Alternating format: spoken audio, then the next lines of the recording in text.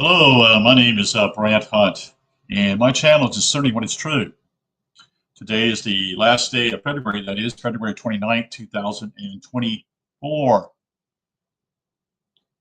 I wanted to share with you a little bit about Kersey Graves, and I might just basically add it to my video here, link here afterwards, and I'll let you look into it. This is really probably his major work, which is called The World's uh, 16 Crucified Saviors. And I came across it. I don't even know where I got it from. I guess I was looking up some deeper things, esoteric type of works, and then something to do with the 16 crucified. I don't know. Maybe it was to do with a lady writer here. Her name being who's written a few books. Her name is where's her name? Dorothy M. Murdoch, Murdudock. She wrote wrote a book called The Christ Conspiracy and Sons, S-U-N-S, of God. She has a different name now, or I know she's changed her name somewhere here, but I go by Dorothy M. Murdoch. Um, this was written long ago. This was written in the 1860s, well, actually 1875, I should say.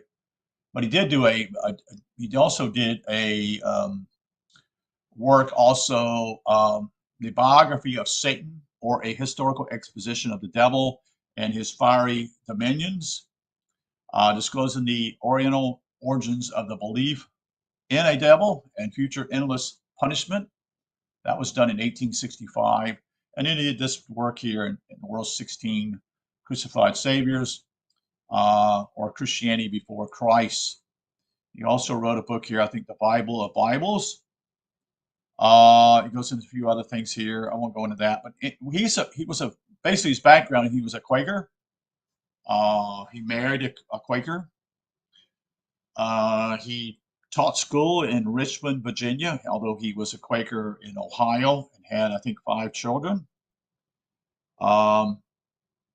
He is most famous and is still quoted by atheists and proponents of the Christ myth theory today, despite criticism and dismissal by biblical scholars. Of course, they're going to dismiss him in this way, because that breaks up the party. You see, because Christianity took all this stuff. They pulled all this stuff from other saviors and put it together. They created the story in some ways, although in reality there's truth in it. Don't get me wrong here, but it's just you have to dig deep here. This is not something that you just sort of just come in here and fly in the fancy, so to speak, and say, hey, here's something I enjoy, da, da, da, da. But this is what I would call a simple book in some ways, although there is what he does share a lot of the information here from those in the past. And I think it's well worth reading. That's why I'm reading it. So let's get into the work here. Chapter 17 is called The Aphanasia,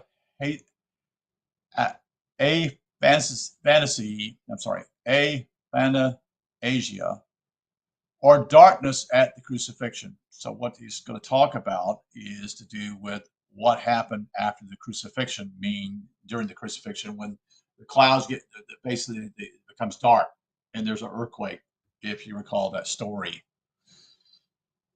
in the Bible.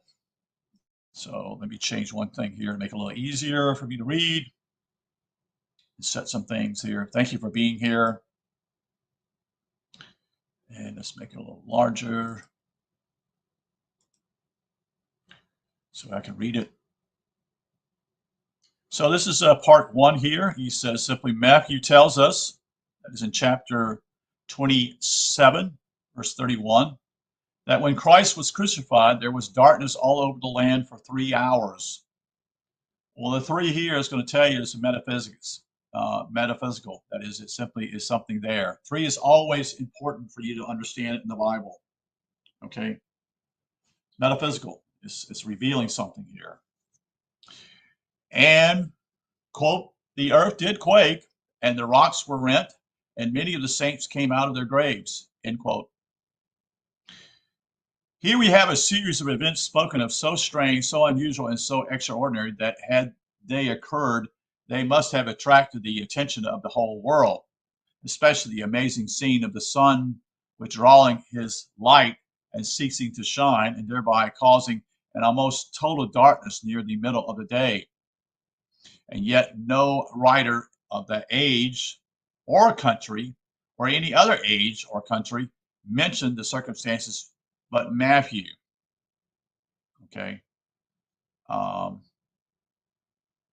a phenomenon so terrible and so serious in its effects as literally to unhinge the planets and partially disorganize the universe must have excited the alarm and amazement of the whole world and caused a serious disturbance in the affairs of nations, and yet strange, superlatively strange, not a one of the numerous historians of that age makes the slightest allusion to such astonishing event, I should say. Even Seneca and the elder Pliny, Pliny, who so particularly and minutely chronicled the events of those times, are as silent as the grave relative to this greatest event in the history of the world. Nor do Mark, Luke, or John, who all furnish us with a history of the crucifixion, make the slightest hint at any of these wonder exciting events except Mark's incidental allusion to the darkness. Gibbon says, quote, it happened during the life of Seneca and the elder Pliny, who must have experienced its immediate effects or received the earliest intelligence of the prodigal. Each of these philosophers in a later work has recorded all the phenomena of nature's earthquakes, meteors, and eclipses, which his infallible curiosity could collect. Both the one and the other have omitted to mention the greatest phenomenon, though, to which the mortal eye has been witness since the creation of the world. This is again from Gibbon's, page 451, end quote. With reference to the, quote, bodies, end quote, of the dead saints coming out of their tombs, brackets here, for it is declared their, quote, bodies arose, end quote, see Matthew chapter 27, verse 52. Many rather curious and puzzling questions might be started, which would at once disclose its utterly absurdity. We might ask, for example, that is number one here, who were these, quote, many saints, end quote, who came out of their graves, seeing there were as yet but few Christians to occupy graves, if they had been all dead, as the enumeration of Antioch made out only 120. That's in see Acts, that is. Number two, how long had they lain in the grave? 3, how long since their bodies had turned to dust and had been food for worms? 4, and would not those worms have to be hunted up and required to disgorge the contents of their stomachs in order to furnish the saints with the materials for their bodies again? I don't know if I go that far, but anyway, that's what he says here. 5, and were the shrouds or grave clothes of these saints also resurrected? Or did they just travel about in a state of nudity? 6, for what purpose were they reanimated? 7, and should not Matthew have furnished us, by way of proof, with the names of some of these ghostly visitors? 8, how long did they live the second time? 9, did they die again, or did they ascend to heaven with their new made bodies? 10, what business did they engage in? 11, why have we not some account of what they said and did? 12, and what finally became of them? Until these questions are rationally answered, the story must be regarded as too incredible and too ludicrous to merit serious notice. 3, nearly all the phenomena represented as occurring at the crucifixion of Christ are reported to have been witnessed also at the final exit of Senrons, an ancient pagan demigod, spelled Senerus, who figured in history at a still more remote period of time. And similar incidents are relatively related, that is, likewise, in the legendary histories of several other heathen demigods and great men partially promoted to the honor of gods in the time honor records of the oldest religion in the world. It is declared, quote, a cloud surrounded the moon and and the sun was darkened at noontime, and the sky rained fire and ashes during the crucifixion of the Indian god Krishna, end quote. In the case of Osiris of Egypt, Mr. Southwell says, quote, as his birth had been attended by an eclipse of the sun, so his death was attended by a still greater darkness of the solar orb, end quote. And the critical junction of the crucifixion of Prometheus, it is declared, quote, the whole frame of nature became convulsed. The earth shook, the rocks were rent, the graves opened, and in a storm which threatened the dissolution of the universe, the scene closed, end quote.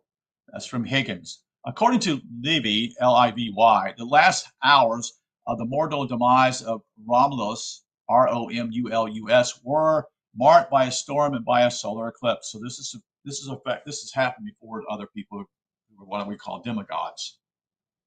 This has been shared, in other words. And naturally, if you notice, it is where Promise was definitely before that. Well, I don't know about Promise. I'll take that back. Meaning that Krishna was actually before this, meaning another demigod or god. And similar stories are furnished us by several writers of Caesar and Alexander the Great. With respect to the latter, Mr. Nimrod says, quote, 6 hours of darkness formed his aphasia, and his soul, like Polycarp, was seen to fly away in the form of a dove, end quote. This is from Nimrod, and this is volume 3, page 458. Quote, it is remarkable, end quote, says a writer, quote, what a host of respectable authorities vouch for an acknowledged fable, the predetermined natural darkness which follows Caesar's death, end quote. Gibbons alludes to this event when he speaks of the, quote, the singular defect of light which followed the murder of Caesar, end quote. He likewise says, quote, this season of darkness has already been celebrated by most of the poets and historians of that memorial age, end quote. Gibbons on page 452, it is very remarkable that Pliny speaks of a darkness attending Caesar's death, but omits to mention such a scene as attending the crucifixion of Christ. Virgil also seeks to exalt this royal personage by relating this prodigy. See his Georgius, that's Georgius, page 465. Another writer says, quote, similar prodigies were supposed or said to accompany the great men of former days, end quote. Let the reader make a note of this fact, that the same story was told of the graves opening and the dead rising at the final mortal exit of several heathen gods, and that's in the capital G, and several great men long before it was penned as a chapter in the history of Christ. Shakespeare in his Hamlet says, quote, in the most high and palmy days of Rome, a little ere the mighty Julius fell, the grave stood tenantless, and the sheep dead did squeal and gibbet in the Roman streets, end quote. These historical citations strongly press the conclusion that this portion of the history of Christ was borrowed from old pagan legends. 4. Many cases were recorded in history of the light of the sun being obscured at midday so as to result in almost total darkness when it was known not to be produced by eclipse.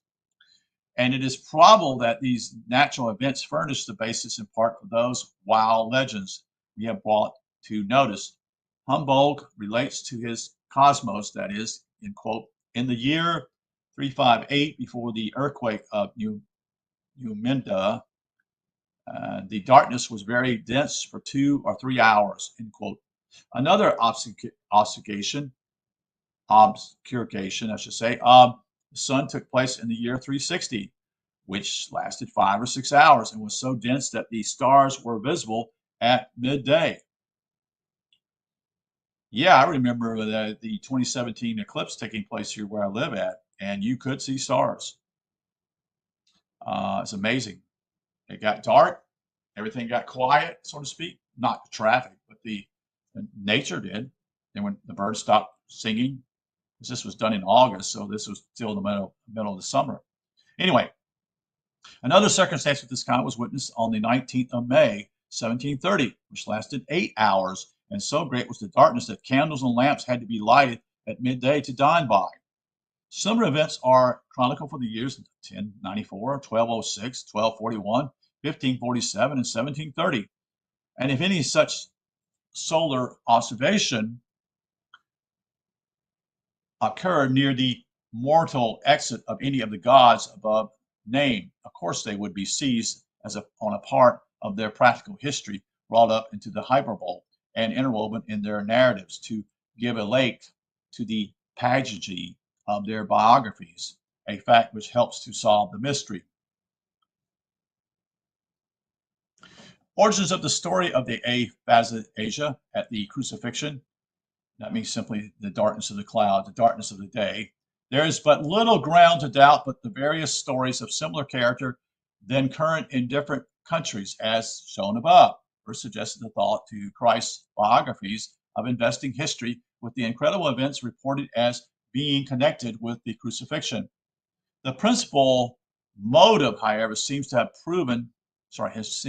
grown out of a desire to fulfill a prophecy of Jewish prophet, that is Joel, as we may find many of the important miraculous events engrafted into Christ's history were regarded by ways of fulfilling some prophecy. Quote, that the prophecy might be fulfilled, end quote, is the very language his evangelical biographies use. Joel's prediction does, quote, and I will show wonders in the heavens and in the earth, floods and fire and pillars of smoke. The sun shall be turned to darkness and the moon into blood before the great and terrible day of the Lord come. End quote. That's from Joel 2:30. A little impartial investigation will satisfy any unprejudiced mind that this poetic rhapsody has not the most remote allusion to the closing events in the life of Christ and was not intended to have. Yeah, it's talking about something else here. You can see that very clear. And basically, they're talking about the end of the age, is what I see here. But then you remember, you know, so. But his biography is writing a long time after his death, supposing and assuming that this and various other texts, which they quote from the prophets and had reference to him and had been fulfilled, incorporated it into his history as a part of his practical life. The conviction that the prophecy must have been fulfilled without knowing that it had, added to similar stories of other gods with which Christ's history became confounded, misled them into the conclusion that they were warranted in assuming that the incredible events that they named were really witnesses at the mortal termination of Christ's earlier earthly career, when they did not know it and could not have known it. The view of the case becomes